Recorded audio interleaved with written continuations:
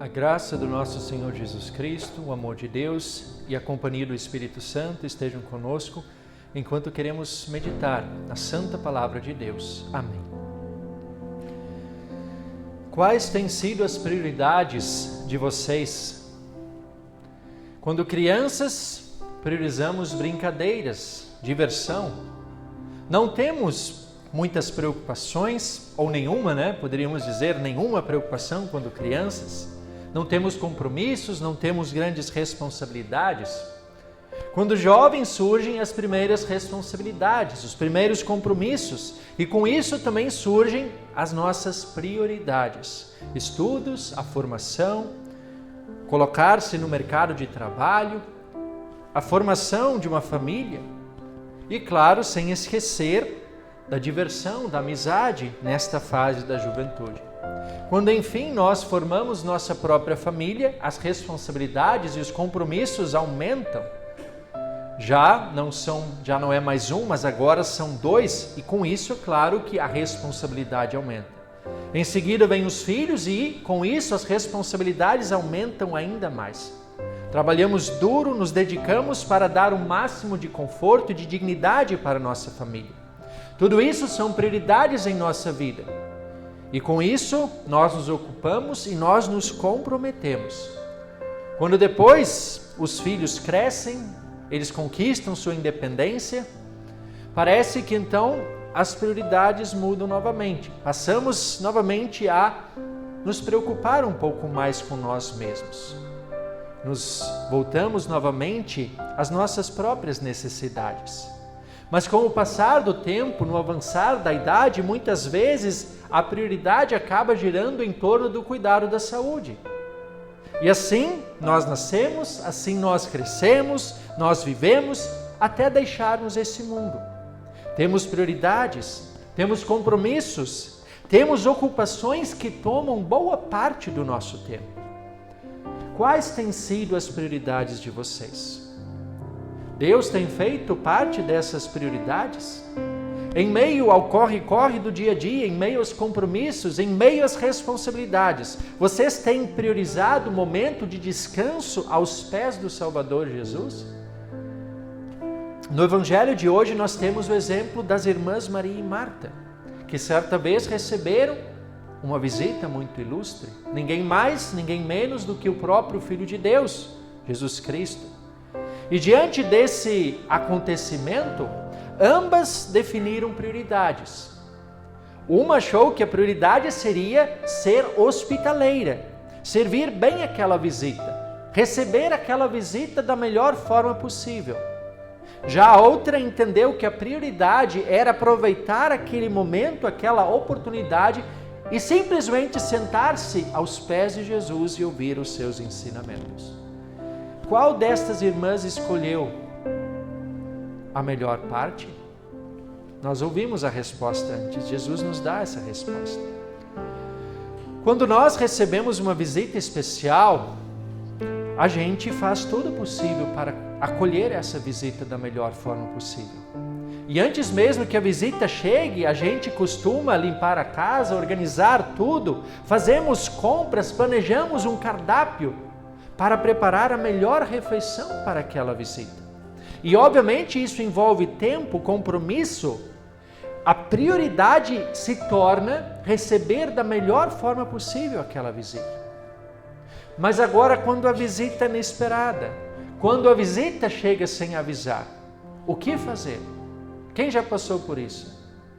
Nessas horas, muitas vezes, a gente precisa dar os pulos, correr atrás do tempo para acolher aquela visita da melhor forma possível.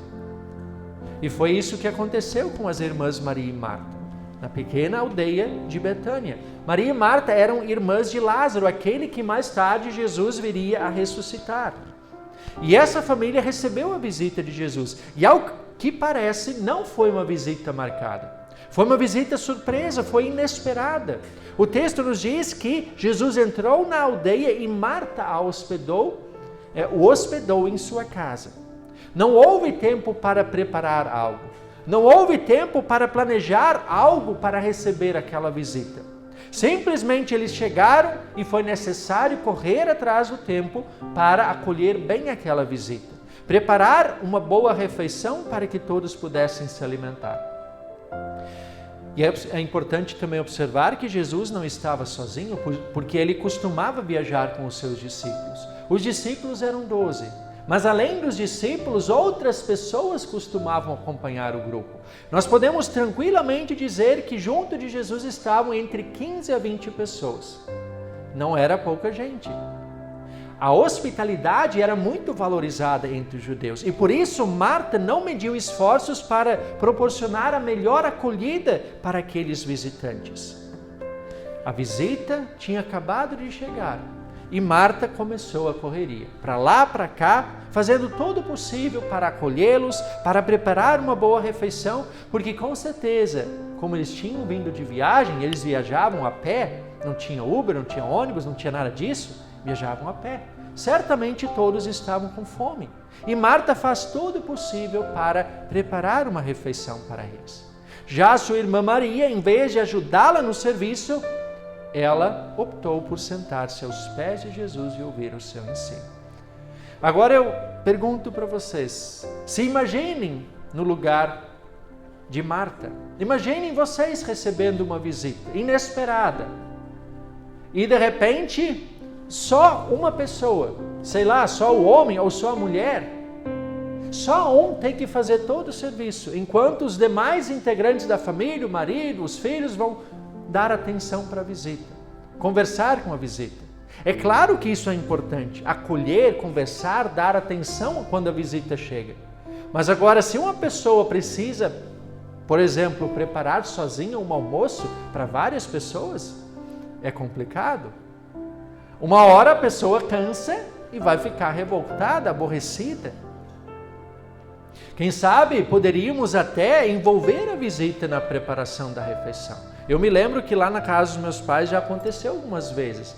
De uma visita chegar num domingo perto do almoço sem ter avisado. E aí? Muitas vezes se envolvia todo mundo. Cada um fazia uma coisa, já ia conversando e logo o almoço estava pronto e todo mundo almoçava. Mas de fato, se uma pessoa sozinha fica encarregada de fazer tudo sozinho, é revoltante. E foi exatamente o que aconteceu com Marta. O texto mostra que ela ficou indignada e questionou a Jesus: o Senhor não se importa com o fato de minha irmã ter deixado que eu fique sozinha para servir? Diga a ela que venha me ajudar. Marta, ela literalmente dá uma ordem a Jesus. Ela diz: Jesus, manda minha irmã ajudar, vem me ajudar. Mas qual foi a resposta de Jesus? Jesus responde com calma: Marta, Marta, você anda muito inquieta, se preocupa com muitas coisas, mas apenas uma é necessária. Maria escolheu a boa parte e esta não lhe será tirada. Quando Jesus diz Marta, Marta, isso aqui mostra uma terna afeição e piedade de Jesus para com Marta. Jesus sim está chamando a atenção dela, mas faz isso com amor. Não faz isso com dureza, faz isso com todo cuidado. Porque afinal de contas, sim, a hospitalidade, servir as pessoas, servir bem uma visita, não era algo ruim, não era um pecado em si que Marta estava cometendo. Tudo isso sim tem a sua importância. Mas Jesus, ele mostra que existe algo que é ainda mais importante do que ser hospitaleiro. Algo que na verdade é indispensável para a vida de qualquer pessoa, que é ouvir a palavra de Deus, descansar aos pés de Jesus. De certa forma, quando Jesus chama a atenção de Marta, isso pode até parecer contraditório, porque no último domingo nós ouvimos a parábola do bom samaritano, e lá Jesus enfatiza: ame o seu próximo como você ama a si mesmo. Ser hospitaleiro, acolher bem uma visita, é também uma maneira de amar ao seu próximo. E em outra passagem, Marcos, no capítulo 10, Jesus diz o seguinte: mas entre vocês não é assim, pelo contrário, quem quiser tornar-se grande entre vocês, que se coloque a serviço dos outros, e quem quiser ser o primeiro entre vocês, que seja servo de todos. Pois o próprio Filho do Homem não veio para ser servido, mas veio para servir e dar a sua vida em resgate de muitos. Nesse texto, Jesus deixa muito claro que um cristão, que uma pessoa que crê em Deus, ela deve estar disposta a servir. E Marta fez isso. Por que será que então Jesus chama a atenção dela? Por que Jesus diz, não, peraí, você está muito inquieta, muito preocupada? Como eu já disse, Marta não está cometendo nenhum pecado. Mas existe algo muito mais importante do que servir. Mais importante do que servir alguém é se permitir ser servido pelo próprio Deus. Assim como as refeições alimentam o nosso corpo físico, também a palavra de Deus ela é fundamental para alimentar a nossa fé, a nossa vida espiritual. E é preciso lembrar, sempre de novo, que o nosso amor, o nosso serviço ao próximo não é algo que nós fazemos para fazer média com Deus, para alcançar o favor de Deus, mas é resposta de gratidão por tudo que Deus já fez por nós. Nós amamos e servimos uns aos outros porque Jesus Cristo já nos amou e já nos serviu, dando a sua vida por amor a nós. Por isso, em meio às nossas muitas limitações, o nosso servir e amar, para que o nosso servir e amar seja de fato eficaz, nós precisamos buscar sempre o auxílio e a orientação da palavra de Deus. Porque a palavra de Deus, ela nos mostra que somos sim falhos, que somos imperfeitos, somos pecadores e jamais vamos alcançar por nós mesmos o favor divino. Então, sim, a palavra mostra o nosso pecado, mas ela também anuncia o perdão que nós temos pela fé em Jesus Cristo. E é justamente a partir desse perdão que a palavra também passa a orientar a nossa vida cristã. Ela nos ensina como podemos, da melhor forma possível, amar e servir ao nosso próximo, apesar das nossas limitações. É assim que nós somos servidos pela palavra de Deus e, ao mesmo tempo, capacitados para servir uns aos outros. Como vimos no início, todos nós, todos vocês, todos temos prioridades. Estudos, trabalhos, afazeres, família, diversão, lazer, são muitas as prioridades em nossa vida. E essas prioridades, elas tomam boa parte do nosso tempo. E quando nós estamos tão cheios de prioridades, sempre seremos tentados a deixar Deus como uma prioridade secundária. E esse é um grave erro que muitas pessoas cometem. Porque no fim das contas, como lembra Jesus, apenas uma coisa é necessária. Uma coisa é verdadeiramente necessária, muito mais importante do que qualquer outra prioridade que a gente tenha. É ter contato com a palavra de Deus. É sentar-se aos pés de Jesus. É deixar que Ele fale ao nosso coração. Muitas pessoas costumam dizer, Deus é tudo para mim. Sem Deus eu não sou nada. Muitas pessoas dizem isso, inclusive pessoas que muitas vezes não se percebe isso na prática. Pessoas que muitas vezes não têm uma vida devocional ativa, não leem a Bíblia com frequência, não oram como deveriam, não participam do culto com regularidade.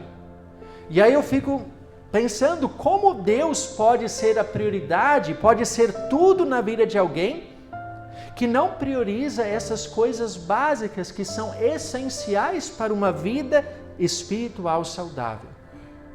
Marta também tinha definido as prioridades dela. E ela queria ainda que Maria a ajudasse nessas prioridades. Mas Jesus respondeu, Marta, Marta, você anda inquieta e se preocupa com muitas coisas, mas apenas uma é necessária. Maria escolheu a boa parte, e esta não lhe será tirada. Que nós tenhamos a sabedoria de sempre escolher a boa parte, aquela que ninguém pode nos tirar. Porque a fé ninguém pode nos tirar. A profissão, a carreira, o dinheiro, os bens, a família, a tranquilidade, tudo isso pode ser tirado da gente. É claro que a gente não quer isso. A gente ora para que isso não aconteça, mas pode acontecer. Agora, quando Deus e a sua palavra são a nossa maior prioridade, quando nós estamos realmente firmados na fé verdadeira, nós podemos também dizer tranquilamente, como diz Lutero na 4ª estrofe do hino Castelo Forte: se vierem a roubar os bens, a vida e o lar, que tudo se vá, proveito não lhes dá, porque o céu é a nossa herança. Somente é possível afirmar isso quando se está realmente fundamentado na palavra. Quando realmente Deus é a maior prioridade. Em meio à nossa agenda corrida e apertada, em meio a tantas prioridades que nós temos, que possamos sempre tirar um tempo para sentar aos pés do Salvador Jesus. Ouvir a sua palavra, reconhecer os nossos pecados, receber o seu perdão, ser capacitados para servir uns aos outros. Porque afinal o próprio Jesus lembra, apenas uma coisa é necessária. E quem escolhe essa boa parte, esta jamais lhe será tirada. Amém.